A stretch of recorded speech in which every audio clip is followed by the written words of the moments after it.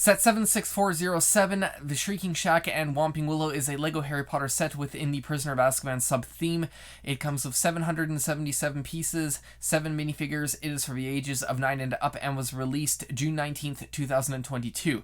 It retails in Canada for $119.99 Canadian, in the US for $89.99 US, in the UK for £79.99, and in the rest of Europe for €89.99 up to €114.95.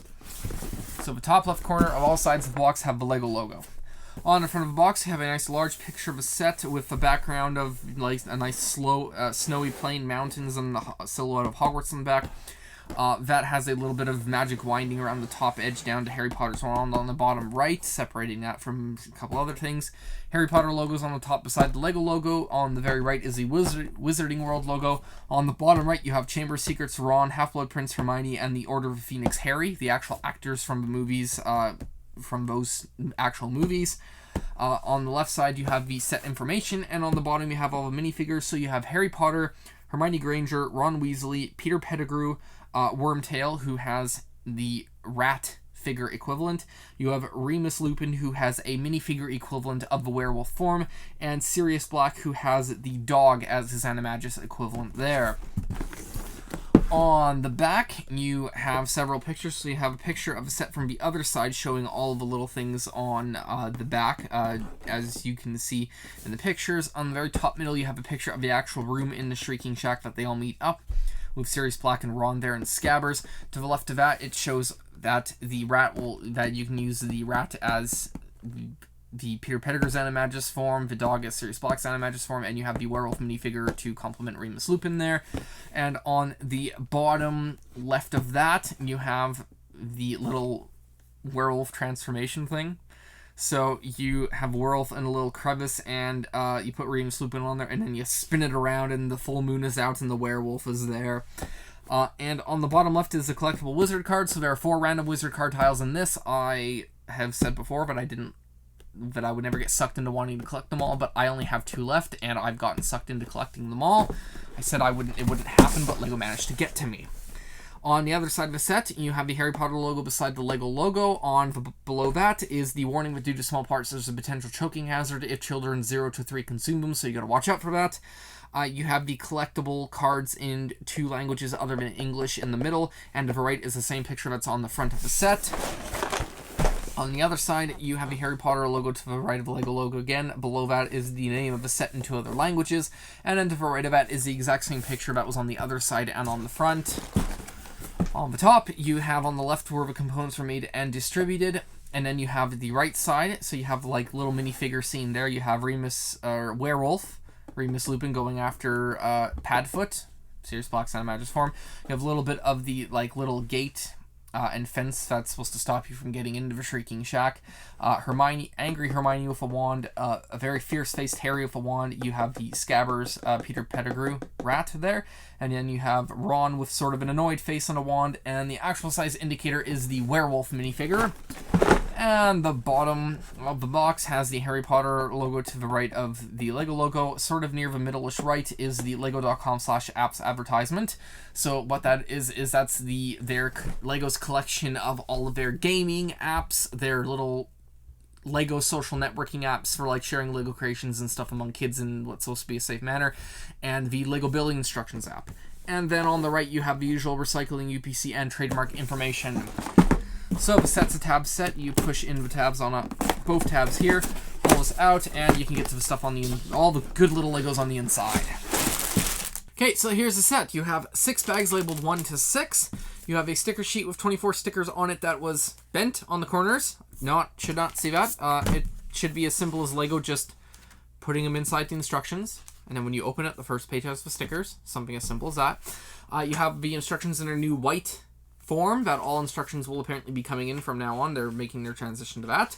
On the inside 2 pages, so the left one has their warning about that they're switching to paper packaging so they can get rid of all the plastic, which will be extremely nice. I think one of the things that I've actually heard in comments about this, and which I have to agree, is that they should at least get rid of, like, one of the things that they could have very easily done immediately was get rid of the plastic bags inside of plastic bags. The plastic bag nesting would have been a very far easier thing to do, like, immediately, and it would have probably cut back on, like, probably about 40% of the plastic bags they have in sets immediately. It would have been great, but this is how they're slowly going to phase it out.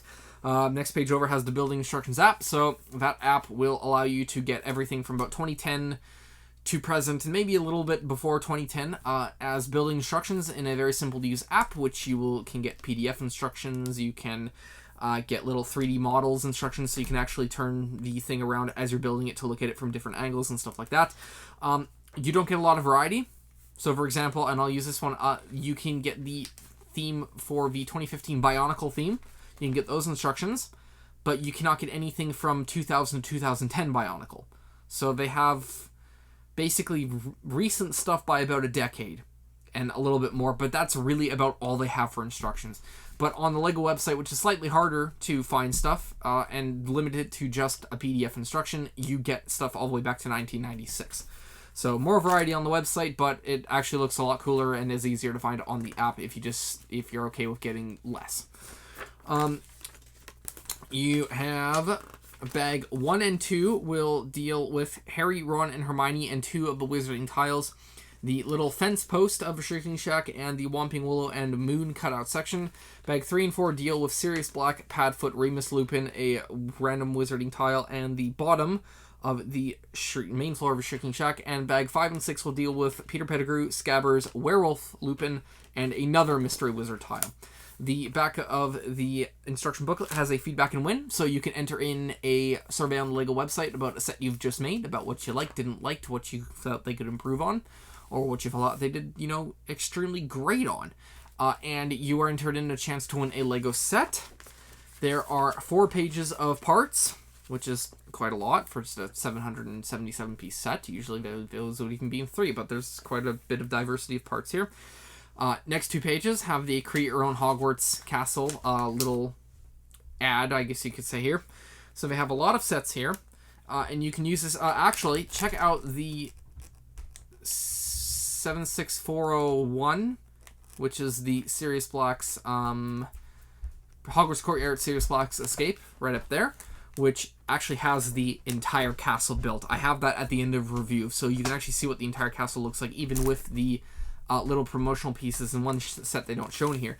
So for the sets they have here, they have the Dumbledore's Office, the Sirius Black's Escape, Polyjuice Potion Mistake, the Hogwarts Hospital Wing, the Fluffies Encounter, and the Chamber of Secrets.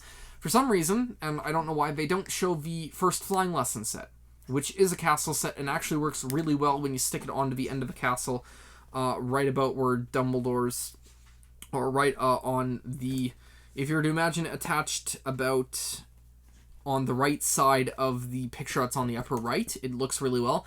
And they don't include, now for obvious reasons, but the Gryffindor Common Room, which is a promotional item, and that actually looks pretty neat in the set. You can attach it to several different bits. I think that the far right side, or the actual main tower, sort of near the middle, is the best looking place. But 2 sets they don't mention, one obvious one, I don't understand why they just sort of refuse to add it to any promotional material for this awesome thing you can do when you spend hundreds of dollars.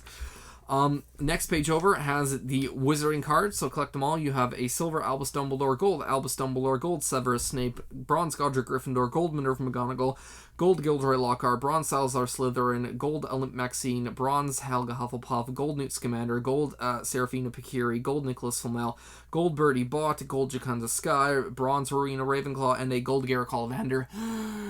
That's a lot, and I have everything but Nicholas Flamel and Garrett Ollivander, but looking through this earlier, I think I got Garrett Ollivander, so really I would have everything but one of them. I'm actually really excited. I never wanted to get sucked into this, because it is obviously a way for LEGO to go, hey, you can, if you buy enough sets, you could eventually collect all of them, so for, sort of pushing people towards buying more sets, but I sadly got sucked into it. So packaging is going to be a 3 out of 5, because there was nothing incredible with it. There wasn't Titanic grade packaging, and it's not average packaging because the sticker sheet was bent. And I know this is a very minor bend, but the fact that it was bent at all just shouldn't be happening. Once again, like, even if they were to do it so that, you know, they just slip the sheet of stickers in the instruction booklet, you open it, there it is, first thing right there. Or they have it sort of like a tearaway sheet. So for the, do I still have it here? Oh, yes.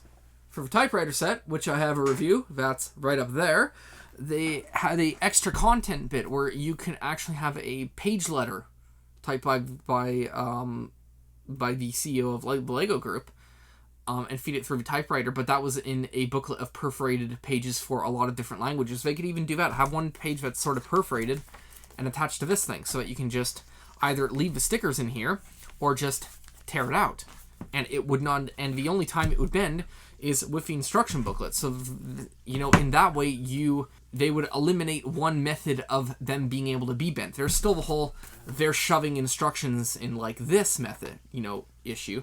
But if they just did something like this on the front page, or even on a perforated page within the book, it would at least cut back on half of the issues that I have with Lego's packaging.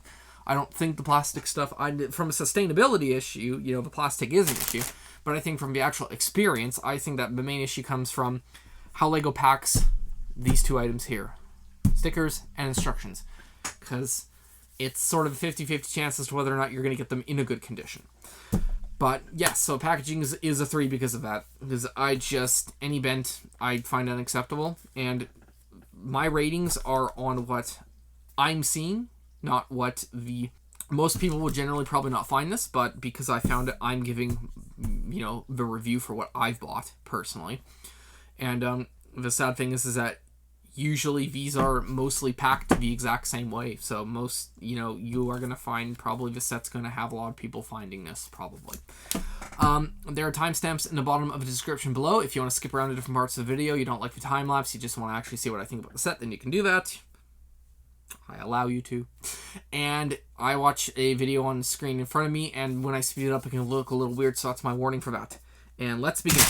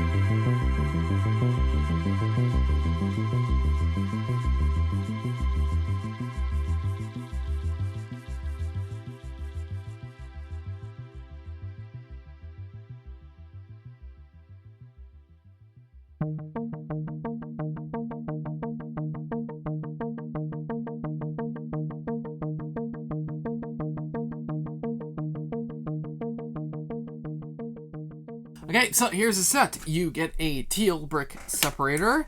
You have a couple extra parts, 4 extra wands, a bit of little ice, a lot of white bits for all the snow and stuff on here. Nothing really special there.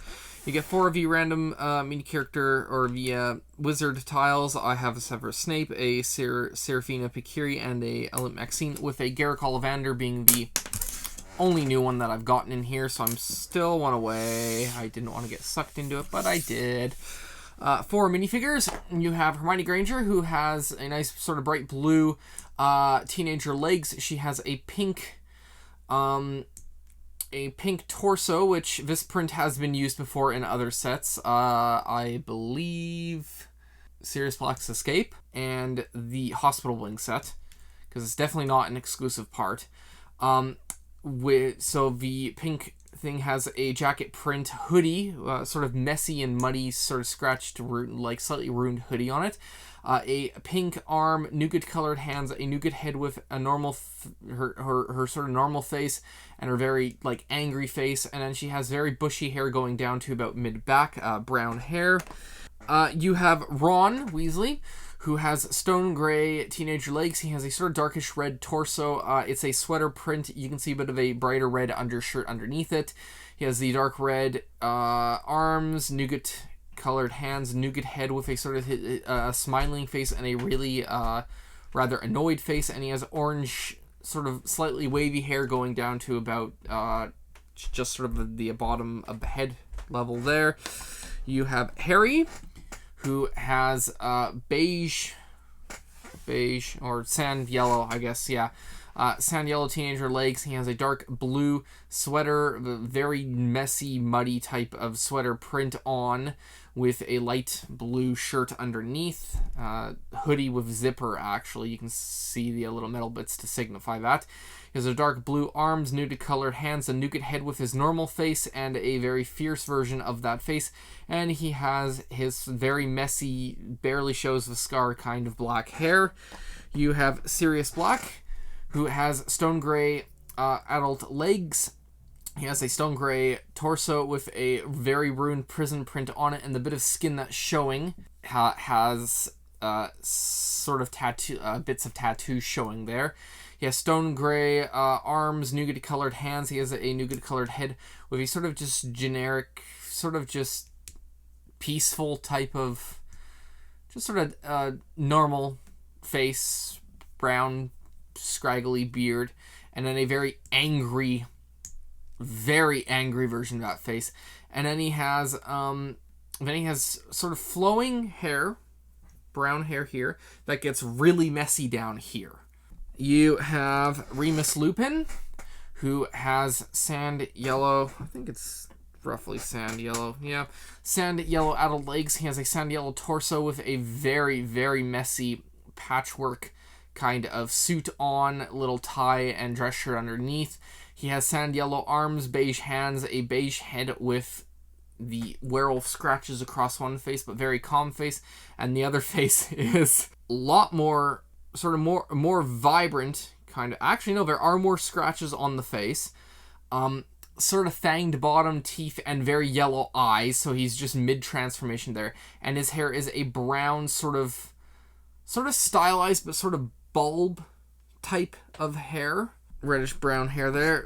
Peter Pettigrew has black adult legs with a bit of a suit print on them. He has a black torso with the suit print on a very dirty type of suit print. He has been spending his years as a rat there.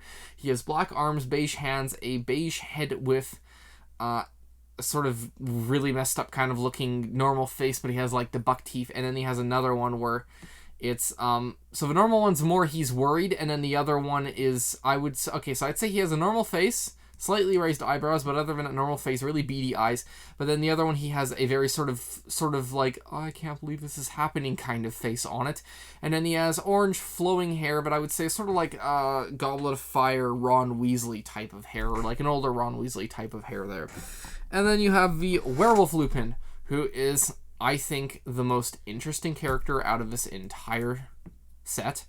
He has mini lower part number 3. It is a custom set of legs, which are probably the most interesting in the way that they're done. So, and it's actually sort of done in the opposite way of normal. So a normal minifigure's legs, the legs will bend just about, like 50-degree angle back, and then a full 90-degree forward. So that's how normal ones works. For these legs, they work in the way that they do actually like 30-degree, probably 40 to 35-degree bend front, and then a full 90-degree bend backwards. It's sort of the opposite. They are not the normal minifigure legs. They are meant to look like a werewolf's type of weird canine mutated leg, so it's really cool there. But they are sand yellow legs. He has a sand yellow torso with a really furry, kind of really mutated looking print on it. Sand yellow arms, sand yellow hands, and he has a wolf type head, which is exclusive to the set, which I will get to later. A little bit of yellow eyes and stuff, but that is about it for that. Speaking of the exclusive bits, exclusive parts, this will be a bit of a long list.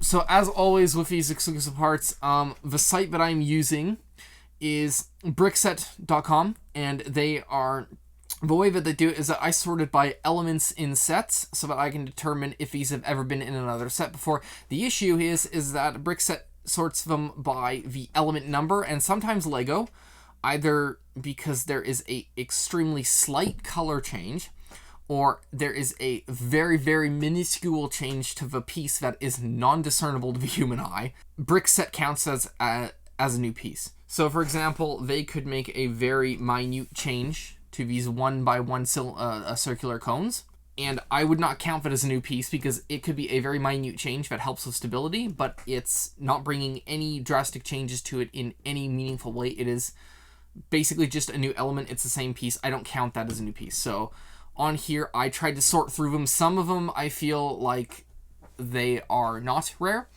I just find this to be the easiest site to use, even though it can be a little trying to figure it out. But we'll get into it. So for exclusive prints, you have Peter Pettigrew's legs and torso. You have Sirius Black's torso. You have Peter Pettigrew's head, Remus Lupin's head, and you have Remus Lupin's torso and the werewolf torso. Those are all exclusive prints to the set, allegedly according to this. For exclusive colors, you have a stock with 1.5 shaft. Those are the little earth pieces on the Whomping Willow. That is in an earth green. It's never been in before. You have a 1x2x3 wall element, and this is one of the parts that I swear it's been in this, but I can't actually find it whether it has or not on the site. It is in a reddish brown. It is allegedly never been in before. You have a triangular sign with snap piece that is used on the front of the top and top of the roof here and top of the roof there, which are in a sand yellow. They have never been in before, which I think they may have, but may not. So just, take it with a grain of salt. And you have a flat 2x3 tile with angle, which is in a sand yellow. It has apparently never been in before, so that's exclusive colors. And for actual exclusive parts, and I've looked around, so you have the Sirius Black or Padfoot dog is a exclusive, or is a brand new type of dog piece. So that's dog with knob number 9, which sort of a weird rhyme there, and it's an even weirder thing to say. You have the Mini Wig number 67, which is the Remus Lupin one. Reddish brown, is apparently brand new to a set. You have the Mini Lower Part number 3, which is the Werewolf Legs, which I have never seen before. You have the Mini Head number 3797, which is the Werewolf Head, which I have also never seen before. So those are allegedly completely exclusive, never seen before in a set. And the reason why I say that take all these with a grain of salt is that you have a 1x2 by 45 degree angle attic piece, which I'll put on the screen, which is in a white, but it's never been in before, but it has been in that before. It's just a different element number. That's why I say take all of the ones I say with a grain of salt, because while they probably are, there's a possibility that they might not actually be exclusive to the set. So that is it for exclusives to this set. So you also get a little Peter Pettigrew, a little rat piece to signify Peter Pettigrew. You have the dog to signify Sirius Black, a very nice looking, very glossy type of black Lego piece there. You get a little bit of a fenced area, a little bit of like wood plank stickers on it, skeleton feet to signify sort of a more decorative type of fencing there. Nothing too special. And then you have this. This sort of separates into two parts there. You do get the Whomping Willow, so you could have the werewolf stuck in there. You'd have Remus Lupin right here, and then, oh my god, he's transforming, and then have that turn, and there is the full moon, a bit of clouds. You have a clear piece here to make it look suspended, and then you have the werewolf in the alcove right there. So, and then you have a Whomping Willow, which is, they've done this before where they have the top of it turn. The thing is that, oh, it does. You can articulate all of, like, everything is bendy and articulates on these arms here. They're using a piece that I've actually quite honestly never seen before. I do want to see if I can find this. I've never seen this branch type before. It may have been used somewhere else. Is it this? Yes, it's this. Where has this? What colors has it been in?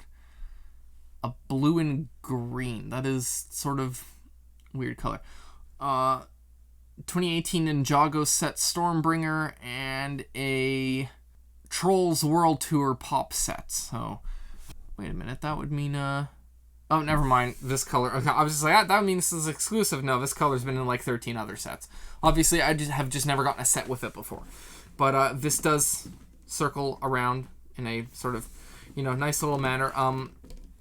You can have it, actually, you can have the legs go down low enough that they actually swipe at minifigures. So that would be a just neat little thing to do there. And then you have a Shrieking Shack, which is built on a sort of slightly slanted manner here. You have two little circular pieces, connection pieces in here so that you can get it going like that on the top level. But you have the sticker door, which opens right over here. On the outside, all sorts of dilapidation going on in here. All these sorts of stickers to make it look all worn and stuff. It's actually quite nice. Lots of boarded windows. Looks real great. You do have a door that opens here, so you could have the werewolf burst out from the side of the building and attack. On the inside, you have a chest. One of the new flat top chests, which I actually do quite enjoy, because these, once again, these chests would be great for stacking up to make like a multiple, you could make like a actual Hogsmeade Hogwarts scene and have multiple of these chests just stacked up in a corner, and it would actually look good as opposed to the sort of concave chests, and these actually look like a Hogwarts chest, so it's great.